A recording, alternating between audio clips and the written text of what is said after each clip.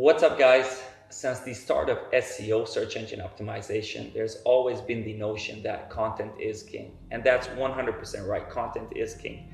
But there hasn't always been a way to measure what king-like content is. So we created a tool that allows you to do just that. Now we're going to show you in a few simple steps exactly how we do that. So to start off with, all you need to know is which keyword is it that I want to rank for in Google. So say, for example, I want to rank for the keyword Robinhood story. So I enter that here, and then I click on generate report. And you're going to see that we get scrolled down a little bit here, and you're going to see that the status for this specific report right now is under running. And the reason that it's set at that is because our crawlers are right now out on Google and checking out our top competition for the keyword Robinhood story. And we're looking at their content and running it through our AI-powered algorithm. And the outcome of this will be a report that will give you information about all the words that you need to input into your content to have a chance to rank for this specific keyword. Let's fast forward to that for a second.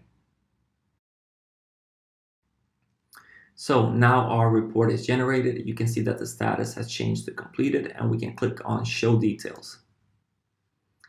On this view, you can see an overview of our report card. So for example, you can see information that our average word count of our competitors is about 4,000 words.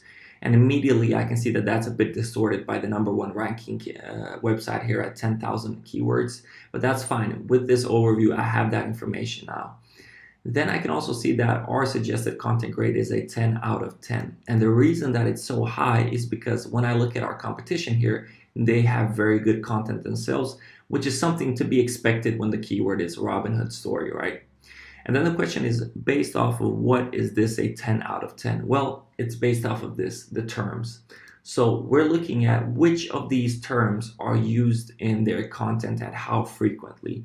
And as you can see, not all terms weigh the same. Some words are way more important, like for example, Sherwood Forest, Sheriff of Nottingham, Little John, and so on. And as you scroll down, they get less and less important. Not to say that they're not important, but the ones at the top are the most important to have in your content. And the more of these you can squeeze in your content in one way or another, the more Google will realize that you're writing something that's on this specific topic. So now let's click on Optimize to actually start writing our content. So this is the single most important view in this application, and this is where you're going to spend 90% of your time actually writing your content. So let's take a look at some of the features that we have here. To start off with, on the right hand side here, you can see the same list of terms that we were looking at in our previous view. And just like in our previous view, you can see that they are ordered by importance by default, meaning that Sherwood Forest, which has an importance score of 10 out of 10, is at the very top here. Sheriff of Nottingham has a 9 out of 10, and then it goes in descending order, right? Another interesting feature to see here is that you can see that some of these terms have an H next to them. And when you hover this H, you can get information about how often this specific term was seen in our competitors' H tags. So you can see on 2 occasions, it was seen in an H1 tag, at 1 occasion on an H2 tag, and on 5 different occasions, it was seen in an H3 tag. But wait, there's more. If I click on this term, I get even more information about it. So for example, I can get information that our competitors on average use this term 4 times in their content. So not just once. And then I can click on show examples to see exactly how they use it. So at the top here, I can see how they use it in the H tags, and at the bottom, I can see how they use it in the regular content. And not just that, I can actually see where this comes from. For example, this H1 tag, I can click on this link and go to the actual website where it was fetched. And as we go there, you see there's the H1 tag that we're talking about. And let's go back to our own system now. Let's close that down. So now I'm going to paste some content into our editor here just to show you how our application works. And I'm taking this content primarily from Wikipedia. And immediately you can see that the beauty of this system is that it automatically recognizes the terms from the right hand side and highlights them in our content because they are used. Earlier, we talked about the term Sherwood Forest, and as you can see, as we wrote it here, it automatically got highlighted. And we can even click on it to get that same information as from the right-hand side. You can see the importance score, the average amount of uses amongst our competitors. And a third one that's really interesting, it says current uses, and this is the amount of time that we've used it in our own content. So if we look at it on the right-hand side here, you see that Sherwood Forest is already struck because we've used it in our content, but it's still marked with a yellow light. And the reason for that is because our competitors usually use this term between 2 to 8 times, while we only use it once. On the other hand, a term like Sheriff of Nottingham is typically used between 2 to 3 times by our competitors, and we use it 2 times, and for that reason we have a green light on this. Isn't that amazing? And then at the top here, we can see that our current content grade is a 6 out of 10. And that's purely based off of how many of the terms on the right-hand side are actually seen in our content. And like we mentioned earlier, the suggested grade for this specific report, which is Robinhood Story, is a 10 out of 10 because there's a lot of competition for this. And then another algorithm tells us that the content that we have written is at a level that is fairly difficult to read. And the typical level for our competition is at a level that is standard, so a bit easier to read. So maybe we should think about easing the complexity of our content.